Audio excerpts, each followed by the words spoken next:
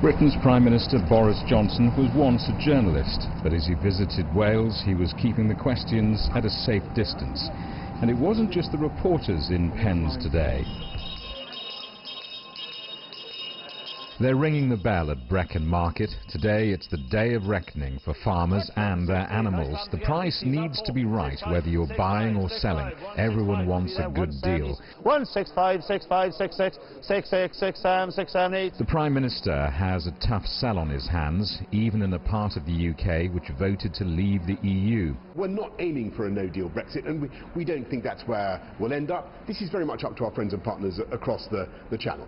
The Prime Minister is promising a bright new future after Brexit, but these farmers need certainty and a guarantee that there will be a market for their animals. Roger Williams was the area's former Member of Parliament, and he's a farmer. 4 out of every 10 lambs here today will end up in Europe. If that market is closed to us or there are tariffs put on it, then there's no living to be made for the farmers who work so hard in this area. Many farmers in Wales voted to leave the EU, and many support Boris Johnson's Conservative Party, but there is concern about what lies ahead. I think Boris is going to become a great leader. I think he's got good opinions.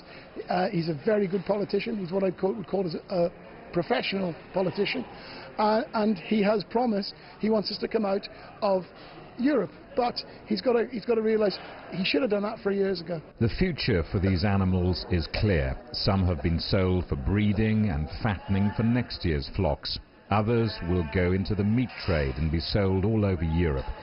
But the future for these farmers is less certain. Brexit with a trade deal with the EU is what many of them want. A no-deal Brexit could bring an end to livelihoods and family farms across Wales. Go for a good deal, but if we can't get a good deal, don't accept a bad deal. That's what I would say to him. On the face of it, Boris Johnson's visit to Wales should be straightforward. Wales voted to leave the European Union and Boris Johnson led the campaign for Brexit. But now that Brexit Day is approaching and Boris Johnson is Prime Minister, well, farmers are asking about the details, the trade deals and delivery.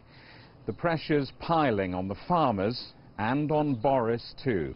Jamie Owen, CGTN, Brecon in Wales.